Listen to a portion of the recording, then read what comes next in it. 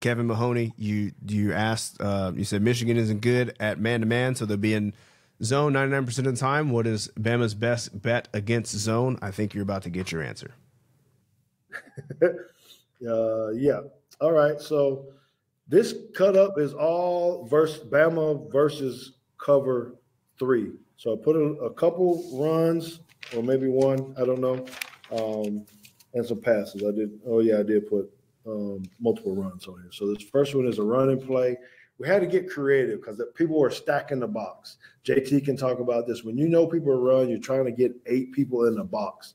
So cover 3 can allow for you to do that, right? 4 down line. Yeah, very easily. You take one of your safeties that would be responsible for deep, and you tell him he don't have deep no more. You roll him down, put him in the box, and tell him that if you run first, if you get past, you're going to be laid out to the flat, make the tackle, play another play. Okay. Yeah. So saying that is we have to be patient. Tommy Reese has been really good with creating this stuff. And me and JT, I think we highlighted this play earlier in Teague's Take 2 where they kind of ran this funny lead where the fullback actually goes in for, I don't know if it's a lead or a counter or what do you call this stuff, because you had a puller from the top side and then the fullback folded in and leads up on the backer. Great design. Absolutely love it. So if I don't see it, you see that cross action right here. Yeah, this is I guess it's power, right? I mean, it's unorthodox, which is kind of cool because normally you're getting power and you get 2 guys pulling in the same direction, right? But depending on who you're looking at, if you are this linebacker right here, and if you're looking at this guy, you're thinking either split zone, maybe, because you're not seeing this dude pulling. And if you're this linebacker, you're looking at this guy, you're seeing pull. So all kinds of misdirection. Then he turns it up and hits you in the face. That's annoying if you're a linebacker. Yeah, and you got the jet motion or whatever you call it. You got the orbit motion. So I mean, there's all kind of stuff going on, and you get play action off this. You can get quarterback run off this. There's all kind of stuff what you see, but it's a good tough run. But that's a good gain against a stack box. And so we got to have stuff like this to be creative. Now, he just finding his way getting up in there. So I think that's a good way that you can beat the 8-man box versus the run, right? Is this saying? Oh, it's another one? Yeah, it's the next play. Another run. Another way that you can do this, getting indicators. They're dropping out, and JT can kind of circle that guy dropping out in the box. This time, so one way that you beat it is don't even block do we block the end on this one? Let me see. One second. There we go. No, man, blocking. Right. It's a toss too. So we're saying, hey, we know you guys got too many guys in here. We can just outrun you. I mean, the doggone defensive end falls down and you just got to count on your wide receivers to block. That's 10 yards. Easy. Creative. It's simple as heck. Most of the time you think sweep that 74 is going to take number 9. Right. Try to reach him, but you're actually getting an influence block here. They're all going left. And if you look, so this is again the creativity of go back. Our guard and tackle, our right guard. Oh, I'm sorry, that's the center. Oh no, that's guard and tackle. Yeah, they're pulling to the right.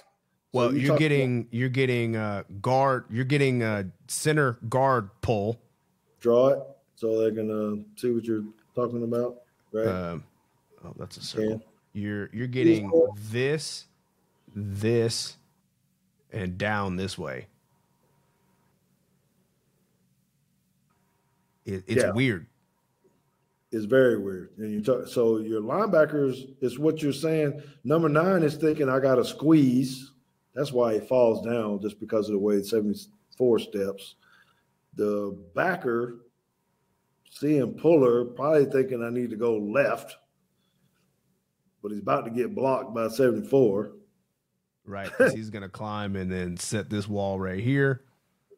The lineman at the top, when you get a down block on you, you think it's going to run outside of you.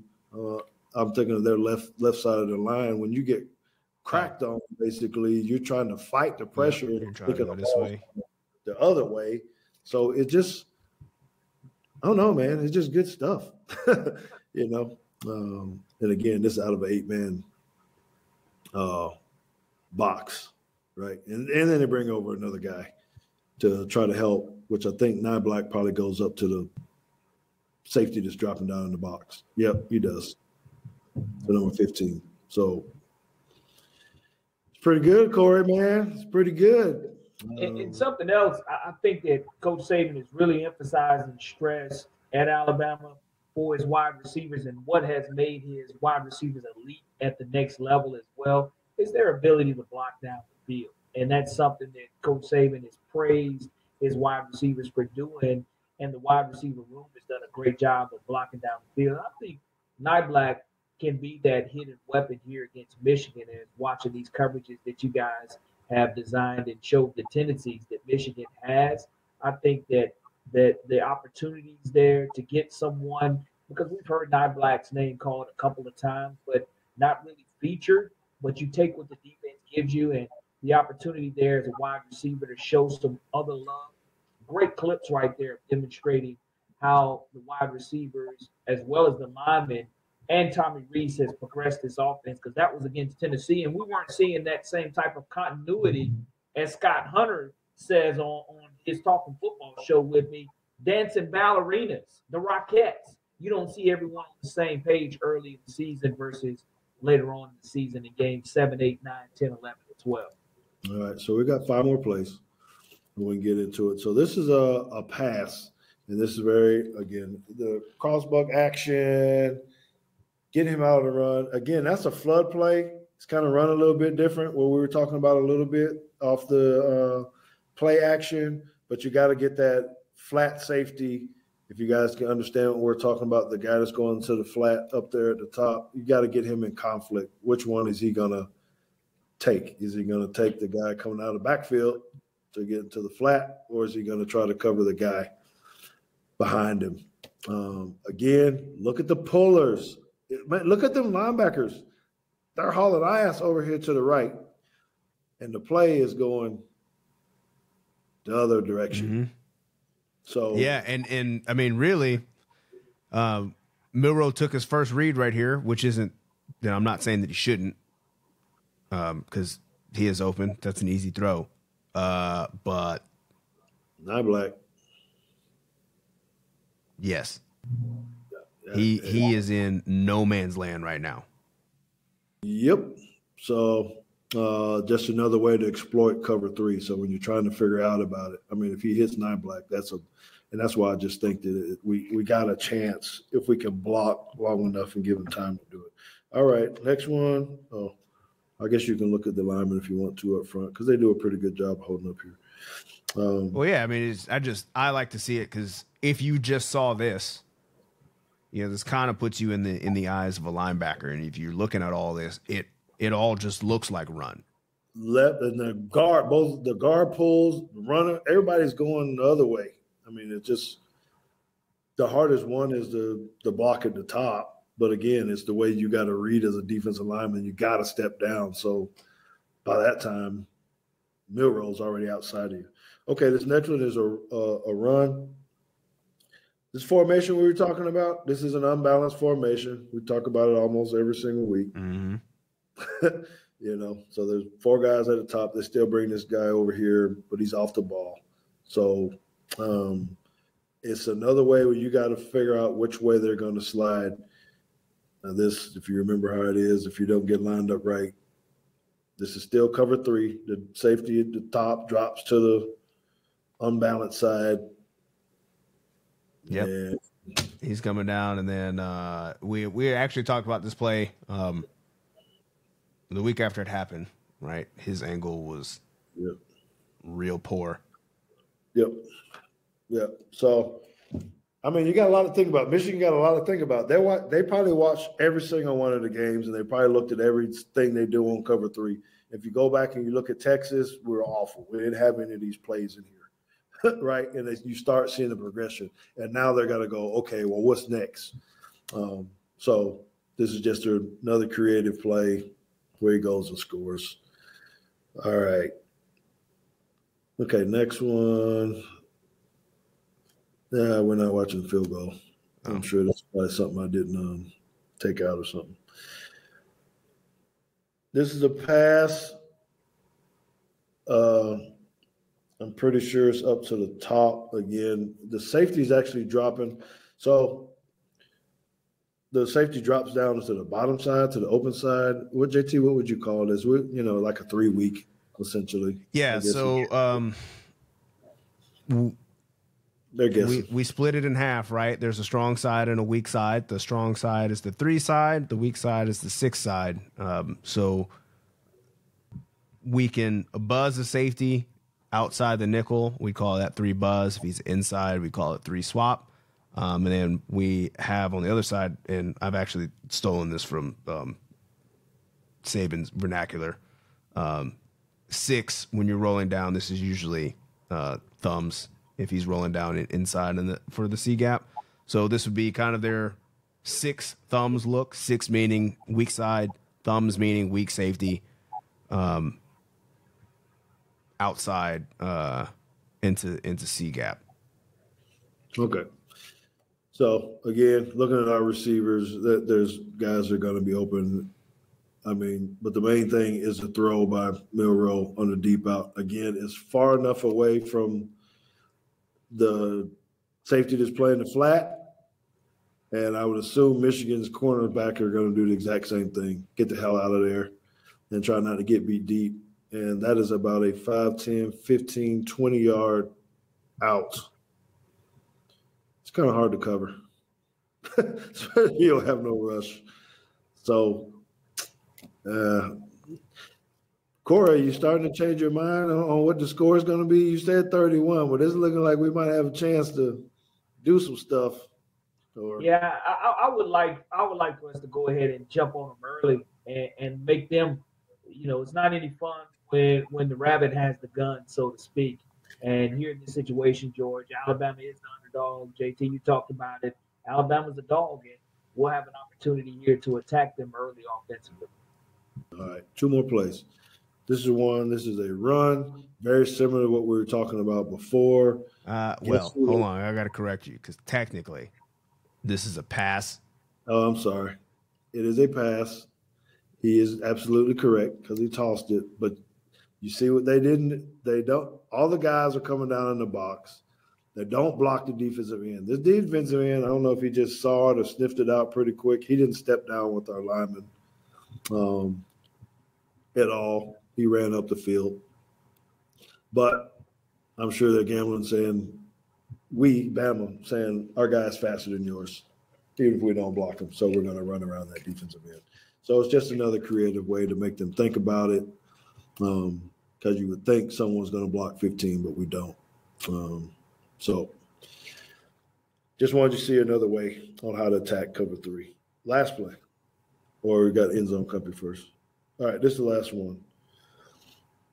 Pass, and this is what I was talking about. This is actually our version of what we saw earlier, what Ohio State ran.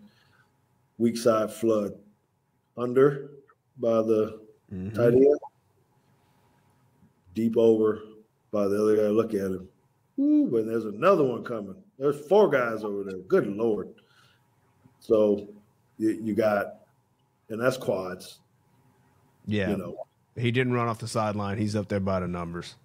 Yeah. So, again, that flat guy, I don't know if you can see, he's about on the 47, 48. He actually has pretty good depth, but he's got 2 guys to try to cover. Yeah, or 3. And the backer's not deep enough for the other third one. The free safety's so deep. There's a good pocket. Milroe has a pick of the litter.